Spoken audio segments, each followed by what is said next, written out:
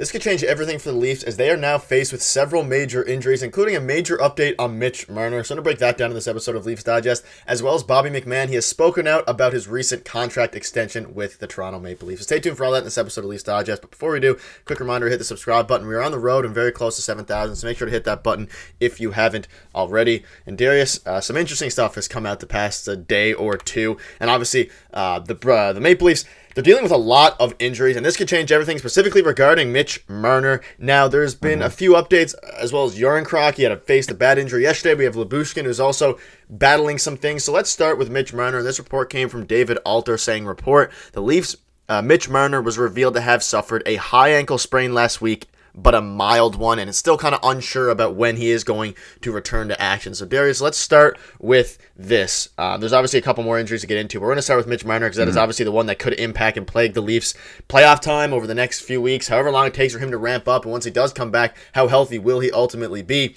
What are your thoughts on this? Ankle sprain is definitely not, even if it's only minor, an ideal situation to deal with. Well, I think you hit the nail on the head right there, right? Like, it's a lot worse than we were led to believe it is. We were told day to day it's a high ankle sprain. And I know they say, it's a mild one, and that is good news to take away from it. But we saw Joseph Woll go down with a high ankle sprain. We saw Timothy Liljegren go down with a high ankle sprain earlier this year. It affects your play. It does, right? And like we've seen it big time with Timothy Liljegren, and people wanted to trade him. And I think some of his play could be attributed to that injury as well this year. So this could affect Mitch Marner going down the stretch into the playoffs too, even when he comes back, even if he says he's healthy. It takes a long time to recover from an injury like this. So hopefully it isn't too bad. It is mild, like they said, and hopefully he can get back into game action sooner rather than later. We have no timetable on this too, even though they did say it was day to day at one point. So hopefully he's back soon, but it's not very good news. And the timing of it all is pretty hilarious too. It's very Leaf-like that, other teams are utilizing their LTIR space with players who will come back for the playoffs. And something like this happens right after the deadline for the Leafs, like literally right after the deadline. So, you can't look too much into that, but I just think it's funny for the timing for the Leafs. It's pretty ironic, but hopefully he's back and in-game action sooner rather than later. Yeah, obviously the biggest concern is even when he comes back, how much will it actually linger? How much will it affect his play? And he has the ramp up now for the playoffs whenever he does come back. Hopefully it's within a couple weeks. Who knows what the best? They're not really giving any timeline. They did say day to day, but then he's not going to be back anytime in the very immediate future. So it's a little bit concerning, especially because obviously he's one of the most important players on the Leafs, and a bit concerning. Not what you wanted to hear, but it is what it is. Now, in yesterday's game, Yarncroc is probably going to miss some time, Sheldon Keefe said, and they won't know the full extent of it until they get home. Ruled out the head and shoulders injuries, didn't say anything else. It looked like he's going to miss at least a couple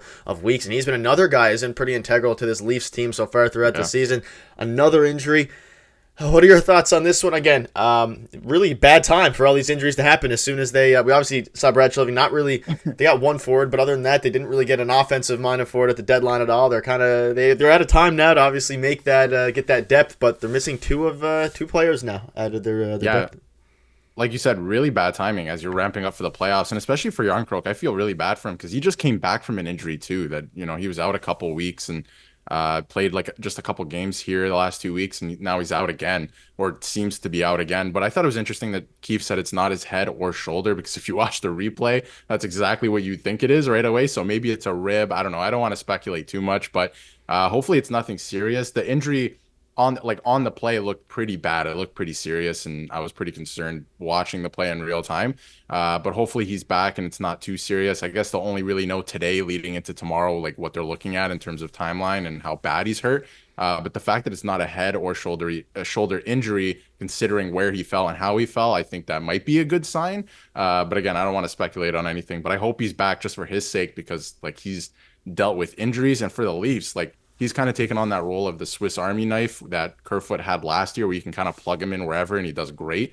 I have no complaints about Yarncroc. He's been one of the bright spots on the team consistently the last 2 years, and helping out where he can. So hopefully he can get back, because I think he's going to be a big piece in the playoffs again. Yeah, I agree. Hopefully Yarncroc can get back and be healthy. He's going to miss time, though, so the depth is going to be tested. And then Lyubushkin also took a hit. He should be fine, but I have a bit of a freeze thing there for you. It's been a rough few days for Leafs fans regarding injuries, and obviously they're still winning games, which is very good. They played a very good game yesterday. We saw Tyler Bertuzzi kind of have his breakout. I mean, he's been playing very well for a while, but really took over the game yesterday against the Flyers, I believe it was. And overall, just a very good day for the Leafs standings-wise, but all these reports came out, and I mean, it started before the game with Marner, and then kind of led into Lyubushkin and Yarncroc. So let us know what your thoughts are on that. Now, Darius, we have something else to discuss, which is McMann. He spoke out in his extension. He's very happy to be a Leaf, and is happy that they kind of reached out and they got that deal done, and we were ecstatic about the move when it happened. And here's what he had to say: 27, undrafted, on signing an extension with the Leafs. I'm super proud of the journey that I've been on, the fact that it wasn't easy, the fact that maybe many times I was overlooked. It's what makes it so much more special. And there's some more quotes I'll get into in a second, but I don't know, are you happy for him? Obviously we're all pretty happy for him. A great deal from a hockey side of things. It's also great to see undrafted players get extensions, past their initial contracts, and he got a fair one, and he's happy to be a Leaf, and I think that'll translate into his play now that he doesn't have to worry about it for the rest of the season. Yeah, I mean, for a guy like him to be making this type of money going into next year is fantastic if you look at his story, right? And for the Leafs, it's a great contract as well, considering what he's been able to do over the last month or month and a half. It's a great contract on both ends. And then for him, I mean, it's just a really good story. He's 27. Like, he's a journeyman. Like, he was a scorer in junior. Then he went to the ECHL. He kind of figured it out in the East Coast League. He's scoring goals there. Then he's called up to the AHL. He starts scoring goals with the Marlies. Like, he's becoming a scorer at every level. Like, he's slowly, figuring it out. And it looks like he's finally figured it out in the NHL at the top level. And he's putting in really great work, and all of his shifts like have purpose. Like, I wouldn't say every single one, don't hold me to that, but most of his shifts have purpose, and he's trying to drive play, and his game, like we talked about a few videos ago, his play in the cycle, like he just keeps pucks alive and keeps the play alive. So I think he's finally just figuring it out at the NHL level at a pretty good level.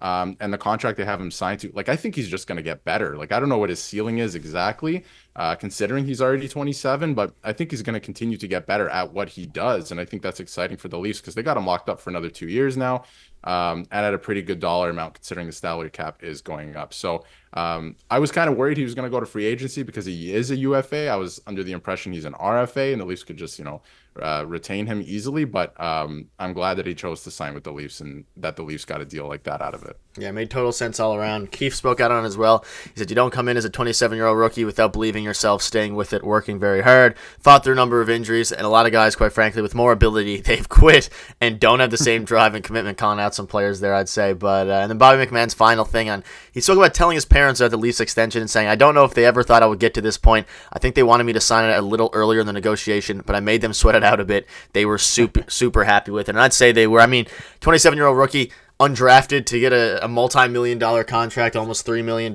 is, I'm sure, a dream come true for him. And again, it works out for both parties in this case because he doesn't obviously have to worry about that going forward. The Leafs have the potential. I mean, he'll be probably 29 or approaching 30 at the end of that contract. And then if he's still playing very well, they can lock him up, and I'm sure there's some loyalty there for them, obviously picking him up when he went undrafted. But that'll wrap it up. Let us know what your thoughts are on all of this. Obviously, some concerning stuff. The Leafs, I mean, through this, Darius, they're still playing very good hockey, and they're still winning a lot of games. So if they can get healthy and kind of lock it in towards playoff time, we'll be good to go. But thank you guys for watching. We'll see you tomorrow.